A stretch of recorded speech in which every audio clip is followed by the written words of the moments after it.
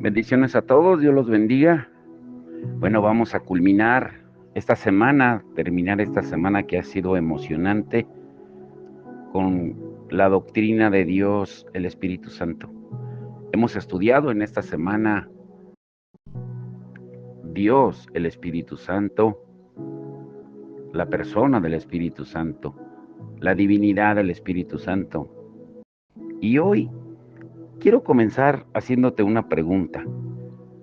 ¿Qué papel tiene o tuvo el Espíritu Santo en la creación y la gracia? Hoy es alimento sólido. Escucha con mucha atención, por favor. El título de hoy es El Espíritu Santo, creación y gracia común. Ahora llegamos a la obra del Espíritu Santo, aunque en un sentido ya la hemos tocado al tratar su persona. La principal dificultad que encontramos aquí es una cuestión de clasificación o disposición. No hay dos clasificaciones que estén de acuerdo. La mejor, aunque no perfecta, es la que divide su obra entre su obra en general, independientemente de la aplicación de la redención, y luego su obra específica en la aplicación de la redención. Pero antes de tratar eso, debemos considerar algo que a menudo deja a las personas perplejas y que podemos describir como el aspecto dispensional de la enseñanza concerniente al Espíritu Santo. Pentecostés parece un punto de inflexión claro, pero ¿en qué sentido? Ahora bien, aquí hay dos peligros: el peligro de darle demasiada importancia y el de no darle la debida importancia, que ya lo estuvimos estudiando por semanas con los continuistas y los cesacionistas. Pero entonces la pregunta es, ¿cuáles son entonces los hechos? Primero está la profecía del Antiguo Testamento concerniente a Pentecostés, que encontramos en Joel 2:28 y siguientes que Pedro cita en Hechos 2. Pero hay otras profecías, además, por ejemplo, Ezequiel 36 del versículo 26 y 27. En segundo lugar, en el Nuevo Testamento encontramos a Juan el Bautista hablando de la venida del Espíritu Santo en Lucas 3, 16 y 17. Y en Juan 7:39 leemos: pues aún no había venido el Espíritu Santo, porque Jesús no había sido aún glorificado. Y hay muchas afirmaciones en los capítulos 14, 15 y 16 de Juan.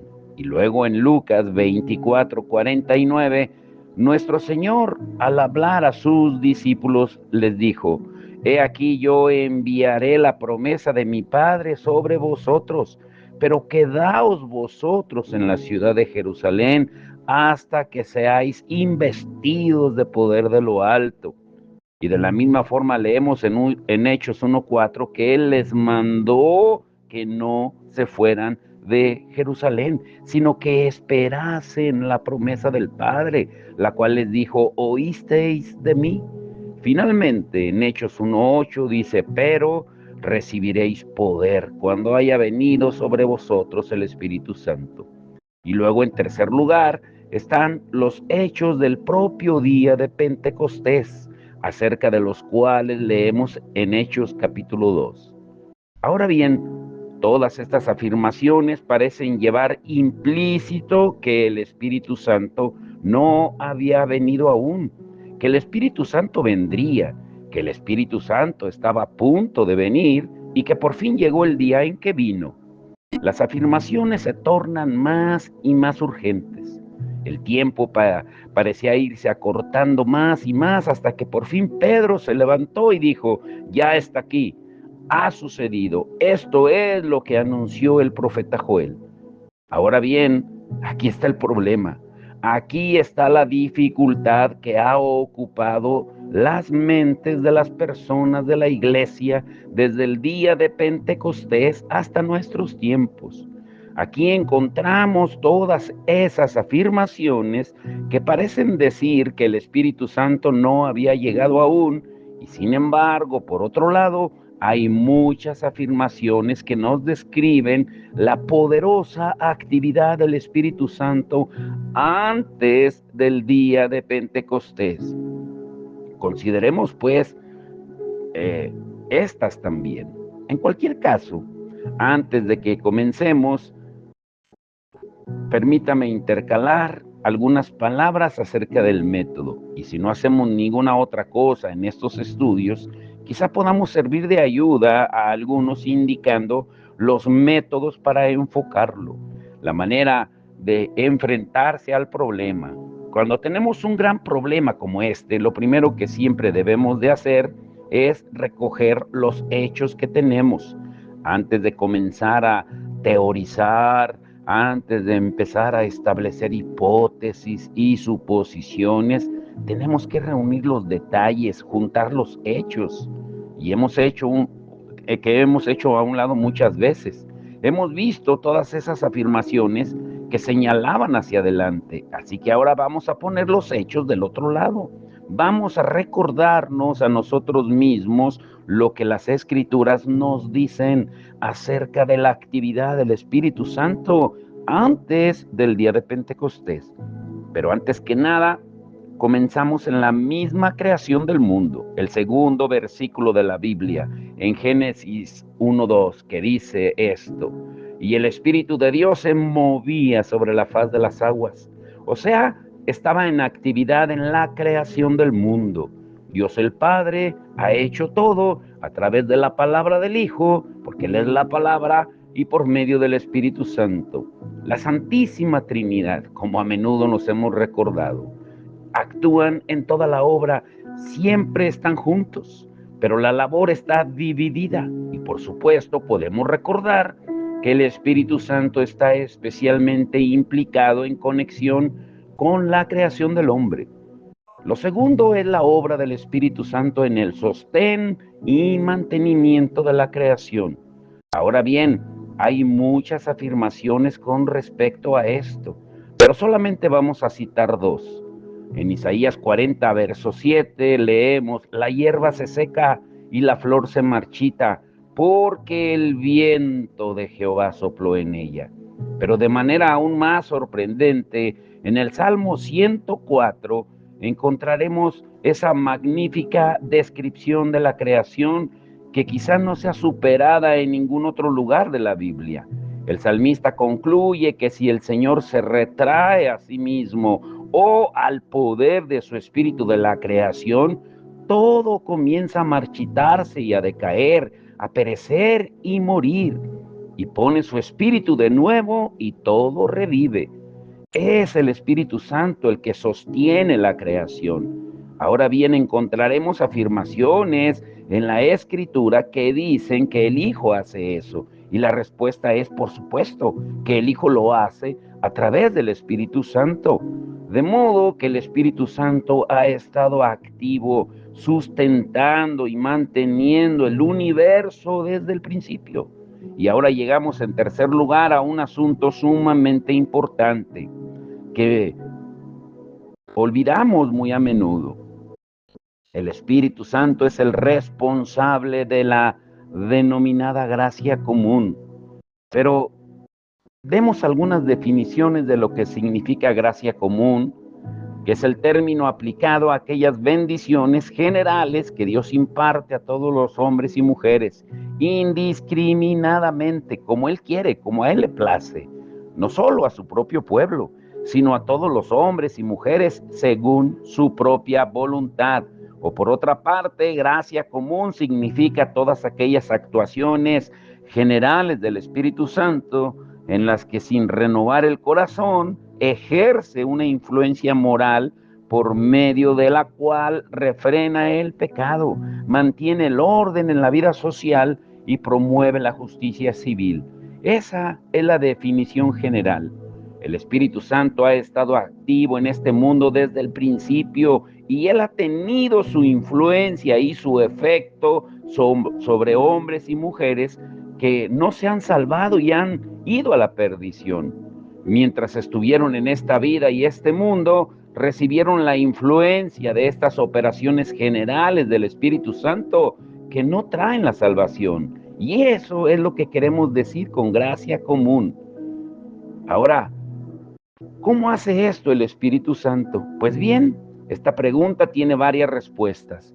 Podemos recordar lo que se nos dice en el Evangelio de Juan acerca de aquella luz verdadera que alumbra a todo hombre en Juan 1:9. O sea, no importa cómo traduzcamos ese versículo, la luz verdadera que al venir al mundo alumbra a todo hombre, dice la Biblia. Y eso no nos preocupa, nos interesa la frase, aquella luz verdadera que alumbra a todo hombre. Y tal luz existe, es una especie de luz natural, como se le denomina, entendimiento natural. Es la luz que está en la conciencia, y esa luz de la conciencia está en cada persona que viene al mundo.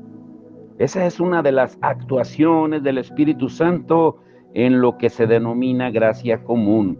Es una luz que proviene de Cristo, porque Él es la cabeza de la raza humana, pero es el Espíritu Santo el que pone esa luz en todo el que nace. Y luego, esta misma luz se manifiesta a sí misma en los gobiernos, en las leyes y en las distintas autoridades superiores, como las llama Pablo en Romanos 13:1. Como podemos ver, no fue el hombre el que decidió instaurar gobiernos y estados. Dice la palabra que no hay autoridades sino de parte de Dios. Dios puso fronteras a las naciones. Decidió que debía haber gobernantes, magistrados, mandatarios y que no debían empuñar la espada en vano, dice Romanos 13:4. Esa es la obra de Dios y Él ha hecho todo esto y lo mantiene en funcionamiento por medio del Espíritu Santo.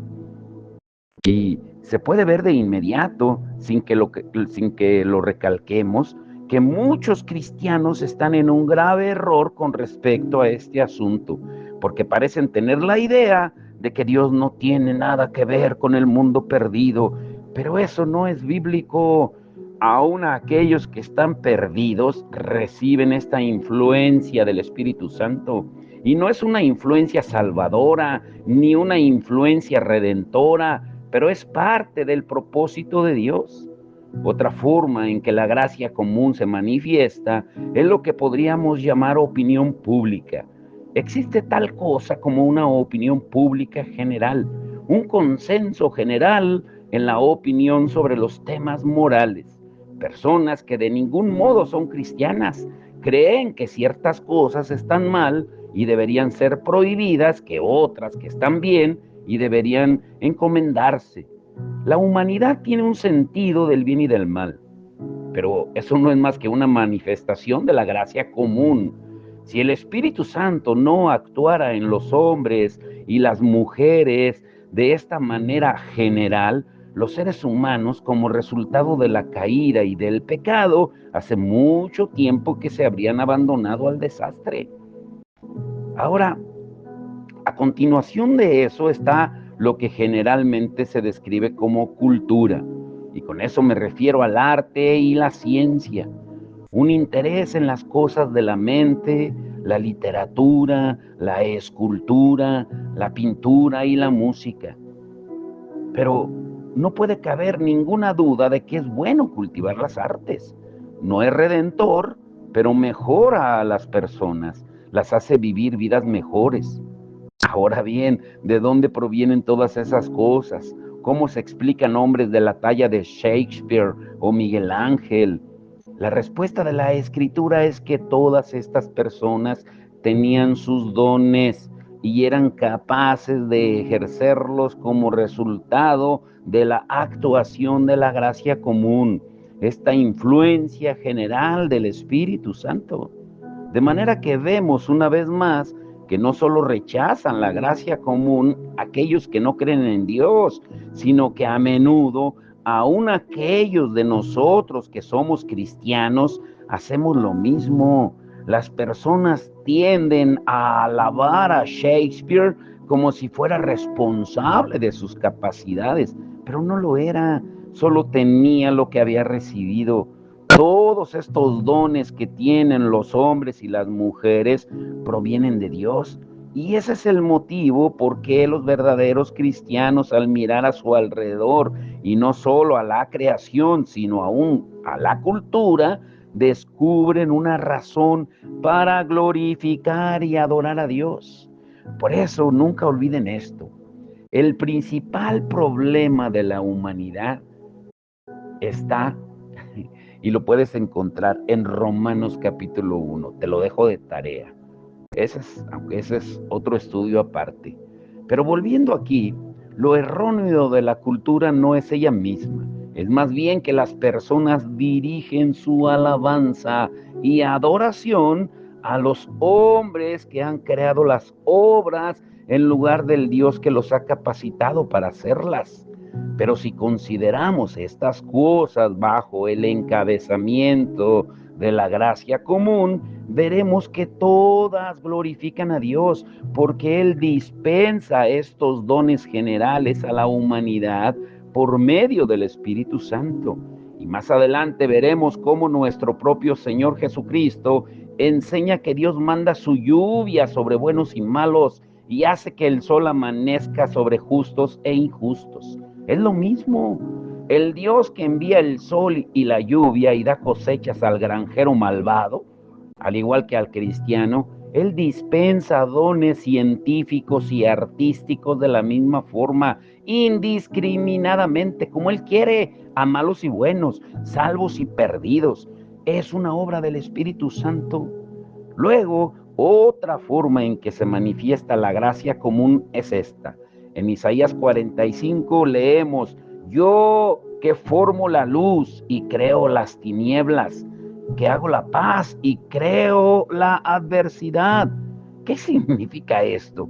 No que Dios sea el creador del pecado, ni que sea el autor del mal como tal, sino que es autor de las consecuencias malignas que producen ciertas acciones.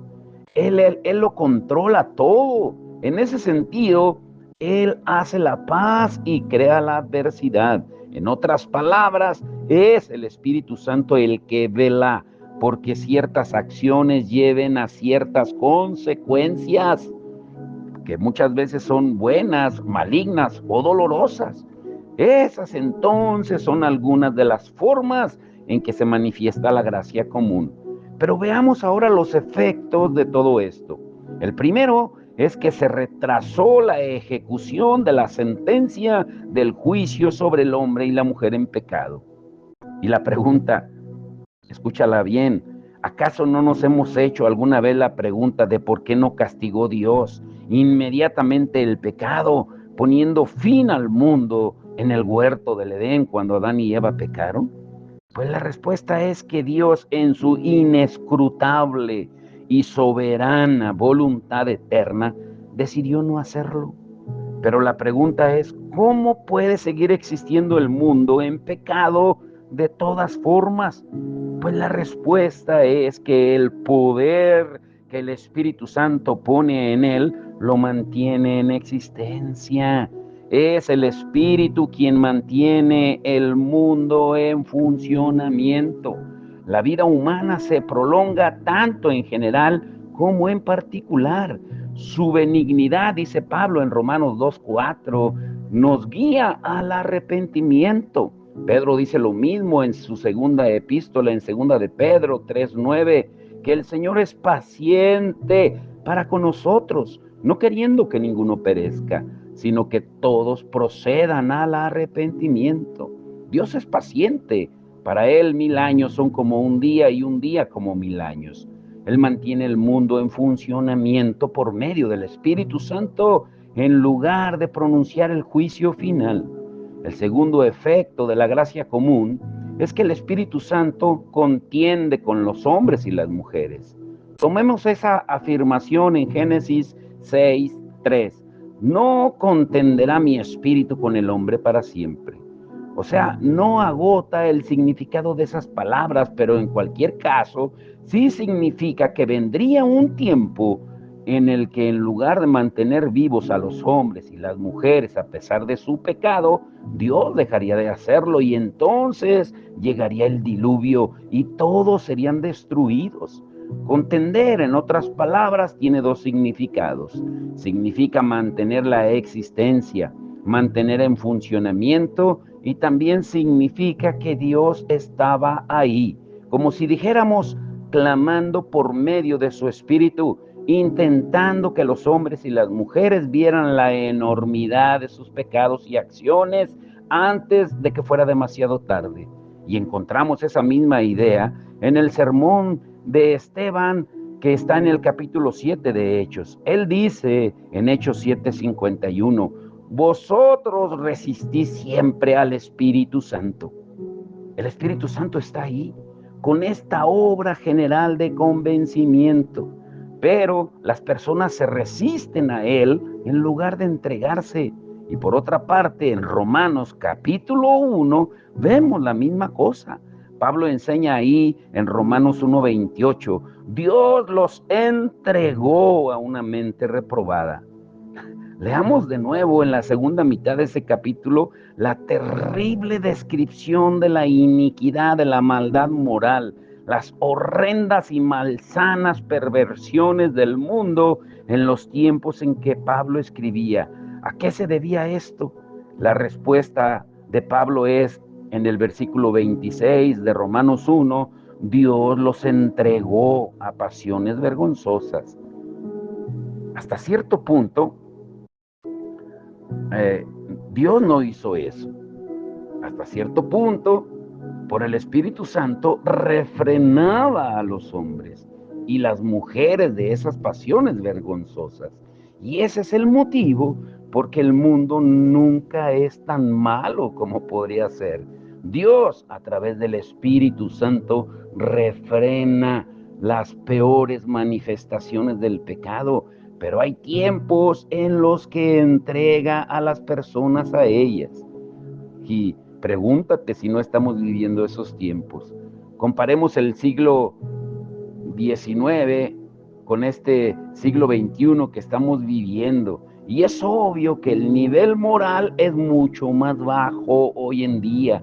Eso no significa que todo el mundo fuera cristiano en la época del siglo XIX, pero sí significa que, hablando en general, aún las personas que no eran cristianas eran mejores hombres y mujeres que las personas de hoy. ¿Por qué? Pues a causa de la influencia general del Espíritu Santo. Pero si parece como si de nuevo hoy en día Dios está entregando a la humanidad a pasiones vergonzosas, como apunta Pablo en Romanos capítulo 1. Por lo tanto, deducimos que uno de los resultados de la actuación del Espíritu Santo en la gracia común es que Dios refrena a los hombres y mujeres, refrena el pecado específicamente. Ese es el motivo por qué Dios ha nombrado gobiernos, autoridades, magistrados y potestades. Es para mantener el pecado dentro de unos límites. Y aunque Dios sabe que hay ciertas personas en el mundo que jamás se salvarán, Él no les permite vivir como les place y dar mayor manifestación a su pecado. Él lo refrena con ellos. En otras palabras, en el mundo hay un sentido general de moralidad y del bien y aún de religión, aparte del conocimiento salvador de nuestro Señor Jesucristo. Todos conocemos a muchas personas que son buenas, ¿no es así? Que son religiosas, aunque no son cristianas. Hay muchos que dirían creer en Dios y a quienes preocupa la práctica de su religión, y algunos de ellos hacen grandes sacrificios por su religión. No creen ser tan pecadores que nada sino la muerte de Cristo pueda salvarles. No son cristianos en nuestra acepción del término, pero debemos admitir que son religiosos. ¿Qué es lo que hace a una persona religiosa? No es otra cosa que la actuación de la gracia común. Es una de las formas que tiene Dios de refrenar el pecado, de mantenerlo dentro de unos límites. De modo que cualquier sentido de la moralidad, la justicia y la religión, de creencia en el bien, la belleza y la verdad, como el que encontramos en los filósofos griegos, es todo ello resultado de la actuación del Espíritu Santo. Y Pablo lo expresa claramente en Romanos 2:14. Porque cuando los gentiles que no tienen ley hacen por naturaleza lo que es de la ley, estos, aunque no tengan ley, son ley para sí mismos. Esa es la base y la autoridad para decir todo eso. Y luego, en último lugar, bajo la gracia común tenemos, como ya hemos mencionado, aquellas bendiciones comunes que Dios da, el sol y la lluvia. Nuestro Señor habló acerca de ello en el Sermón del Monte, en Mateo 5:44 hasta en adelante. Pablo exactamente habló sobre lo mismo en Listra, donde curó a un hombre tullido y entonces hizo esta afirmación en Hechos 14:15 al 17. Varones, nosotros también somos hombres semejantes a vosotros, que os anunciamos que de estas vanidades os convirtáis al Dios vivo, que hizo el cielo y la tierra, el mar y todo lo que en ellos hay. En las edades pasadas, Él ha dejado a todas las gentes andar en sus propios caminos. Y si bien no se dejó a sí mismo sin testimonio, haciendo bien, dándonos lluvia del cielo y tiempos fructíferos, llenando de sustento y alegría nuestros corazones. Y finalmente, tenemos esa afirmación del apóstol Pablo en 1 Timoteo 4:10. Donde habla de Cristo como el Salvador de todos los hombres, mayormente de los que creen. Y esa frase, el Salvador de todos los hombres, no significa la salvación en el sentido de que el alma se salve, sino que Él es el sustentador, el que es bondadoso y bueno para con los hombres y las mujeres. Ahora, para concluir, escucha esto. Recordar lo que hemos estado haciendo. Nos estamos enfrentando a este gran problema de lo que sucedió exactamente en el día de Pentecostés. Es un punto de inflexión, un punto de quiebre. Leemos la Biblia y al principio pensamos que todo indica que el Espíritu Santo no había venido aún, que iba a venir. Pero volvemos atrás de nuevo y encontramos que el Espíritu Santo había estado y ha estado activo y que ha estado actuando en el mundo. Entonces, pues, habiendo visto las dos partes de la evidencia, intentaremos dar lo que pensamos ser la explicación bíblica de lo que ocurrió exactamente en aquella vital e importante ocasión que quedó constatada en Hechos capítulo 2. Y esto va a estar hermoso para la próxima semana, el significado de Pentecostés. Y los quiero dejar con eso, para que piensen en lo que estaremos estudiando para la próxima semana, con el favor de Dios. Ahora, quiero decirles el título que estaremos viendo el domingo. Por 2 semanas hemos estado estudiando el fuego extraño, protegiendo a la novia del fuego extraño. Y este domingo el título estará muy interesante. El fuego extraño más peligroso. ¿Sabes cuál es? Y te quiero hacer esta pregunta y dejarte para que medites. ¿Por qué el Espíritu Santo es presentado o representado como una paloma? ¿Sabes por qué? Pues el domingo lo descubriremos juntos. Pero vamos a orar por el evento también de mañana en Ranchos Unidos, que Dios se glorifique al llevar esa ropa que vamos a llevar, sobre todo en la palabra, y que la gente sea receptiva al amor, a la gracia y a la palabra de Dios. Padre, en el nombre de Jesús te damos todo el honor y la gloria. Señor, Gracias por estos estudios tan importantes, tan interesantes acerca de Dios, el Espíritu Santo, porque es Dios, así como el Padre es Dios, así como el Hijo es Dios, el Espíritu es Dios. Señor, gracias por mostrarnos que Él ha estado activo, que Él es una persona, que Él es divino y que Él ha estado presente también en la obra de la creación y de la gracia, porque los tres trabajan juntos. Señor, danos entendimiento, Señor, de tu palabra para poder entender que no podemos hacer separaciones, que el Padre, el Hijo y el Espíritu Santo siempre actúan juntos. Señor, y actúan juntos también en el amor, que será demostrado el día de mañana con tu favor y tu misericordia.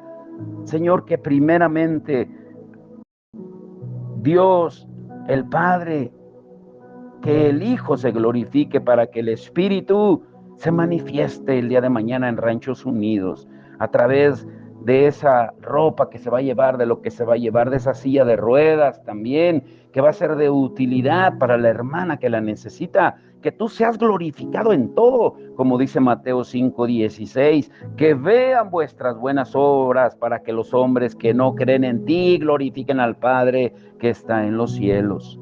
Te damos todo el honor y la gloria y que tú te sigas glorificando en todo lo que vas a hacer en los servicios del domingo, en todas las iglesias alrededor del mundo. Que tu nombre sea exaltado y glorificado. En el nombre que es sobre todo nombre, te damos todo el honor y toda la gloria. Amén y amén.